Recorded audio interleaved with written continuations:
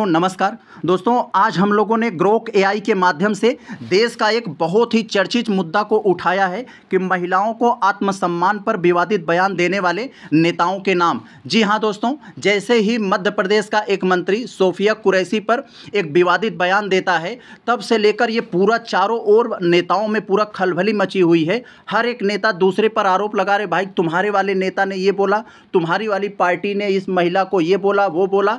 तो आज इसी बात को हम लोगों ने ग्रोक एआई से पूछ लिया कि भाई बता दो कौन सा नेता किस महिला को किस अपमानजनक शब्दों से नवाजा है। तो ग्रोक एआई ने ऐसे खतरनाक शब्दों में आपको बताएगा कि आप हैरान रह जाएंगे। इसीलिए मैं आपसे कह रहा हूं, इन बातों को सुनने के लिए कृपया ईयरफोन लगा लें, क्योंकि आपके सामने महिला बच्चे होंगे तो उनको अच्छा फील नहीं होगा।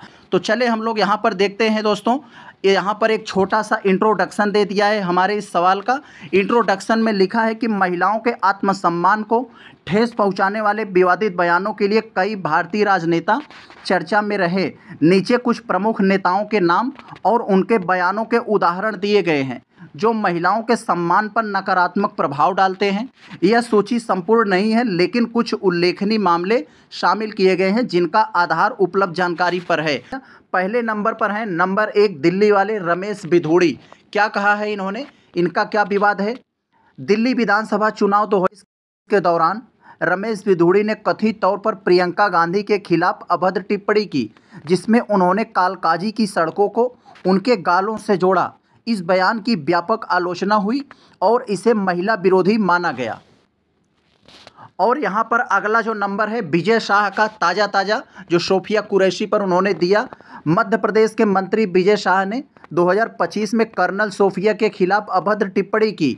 इसके अलावा उन्होंने 2013 में तत्कालीन मुख्यमंत्री शिवराज सिंह चौहान की पत्नी के बारे में आपत्तिजनक टिप्पणी की थी, जिसमें कहा था कि कभी कभी देवरों के साथ भी चला करो, पति के साथ तो रोज जाती हो। यस, ये आप लोगों ने सुना होगा, बहुत ज़्यादा चर्चा में उस समय था। और यहाँ पर अगला नंबर ये भी ताज़ा है दोस्तों। अभी आप लोग देखे होंगे एक ऑर्केस्ट्रा की एक नर्तकी को लेकर क्या मतलब कर रहे थे, वो अपने मैं शब्दों से नहीं बता सकता क्या है इनका मामला। 2025 में इनका एक वीडियो वायरल हुआ जिसमें वे एक महिला के साथ अश्लील और फूहड़ व्यवहार करते दिखे। इसे भाजपा नेताओं की महिलाओं के प्रति घृणित सोच का उदाहरण माना गया। यस, आप लोगों ने देखा होगा, अभी भी ट्रेंड कर रहा है ये। और यहाँ पर दोस्तों जो अगला नंबर है साक्षी महाराज का। 2015 में साक्षी महाराज ने एक रैली में कहा था कि हर हिंदू महिला को हिंदुत्व की रक्षा के लिए कम से कम 4 बच्चे पैदा करने चाहिए। इस बयान को महिला विरोधी और आपत्तिजनक माना गया क्योंकि यह महिलाओं की व्यक्तिगत स्वतंत्रता पर टिप्पणी करता था। यस।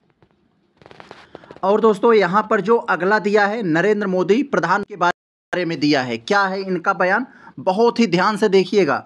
कुछ विपक्षी नेताओं और कार्यकर्ताओं ने नरेंद्र मोदी जी के कुछ बयानों को महिलाओं के प्रति असम्मानजनक बताया है।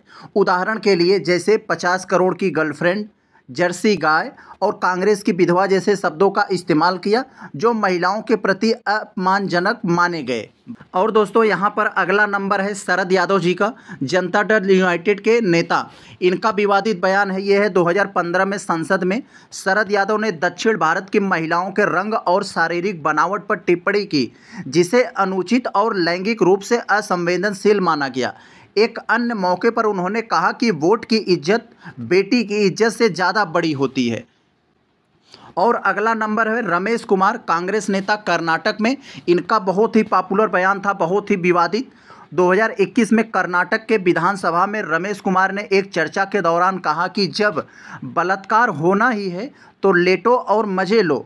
यह बयान विधानसभा में स्पीकर को संबोधित करते हुए मजाक के तौर पर कहा गया था। यस, आप लोगों ने सुना होगा, बहुत ही ज़्यादा विवाद आया था उस समय ये। और अगले नंबर पर हैं जॉयस जॉर्ज, पूर्व सांसद के, केरल के पूर्व सांसद। इन्होंने क्या दिया था राहुल गांधी जी के बारे में विवादित बयान। 2021 में केरल विधानसभा चुनाव के दौरान जॉयस जॉर्ज ने राहुल गांधी पर टिप्पणी करते हुए कहा कि लड़कियों को राहुल गांधी से बचकर रहना चाहिए क्योंकि उनकी शादी नहीं हुई है। उन्होंने यह भी कहा कि राहुल केवल लड़कियों के कॉलेज जाते हैं और उन्हें झुकना सिखाते हैं। यस। और यहाँ पर अगला नंबर एक है अनीसुर रहमान का, सीपीआई पश्चिम बंगाल। इन्होंने क्या दिया था विवादित बयान? 2012 में एक चुनावी रैली में अनीसुर रहमान ने पश्चिम बंगाल की मुख्यमंत्री ममता बनर्जी पर टिप्पणी करते हुए कहा कि हम ममता दीदी से पूछना चाहते हैं कि बलात्कार के लिए उन्हें कितना मुआवजा चाहिए। और यहाँ पर जो अगला नंबर है मनोहर लाल खट्टर की, बीजेपी नेता हरियाणा। विवादित बयान इनका 2019 में आया था कि हरियाणा के तत्कालीन मुख्यमंत्री मनोहर लाल खट्टर ने महिलाओं की पोशाक और स्वतंत्रता पर टिप्पणी करते हुए कहा कि अगर लड़कियों की शालीन कपड़े पहने तो उन्हें लड़का उनकी बुरी तरफ नज़र नहीं देखेगा, और वो स्वतंत्रता चाहती हैं तो नग्न क्यों नहीं घूमती। यस, बहुत ही ज़्यादा ये विवादित बयान था उस समय का। और यहाँ पर अगला नंबर मोहन भागवत जी का है, आरएसएस प्रमुख।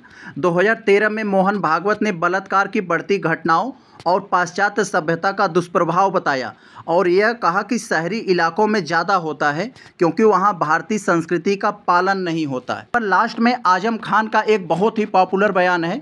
2017 में अभिनेत्री और राजनेता जया प्रदा के खिलाफ आपत्तिजनक टिप्पणियाँ की, जिसमें उनकी शारीरिक बनावट और व्यक्तिगत जीवन पर टिप्पणी शामिल थी। यस, जो कुछ हमने ऊपर बातें किया, यहाँ पर वो एक तरह का कंक्लूजन है, उन सब का पूरा एक घोल है। यहाँ पर उपरोक्त नेताओं के बयान पर महिलाओं के आत्मसम्मान को न केवल व्यक्तिगत राय पर बल्कि सामाजिक और राजनीतिक स्तर पर भी कमज़ोर करते हैं।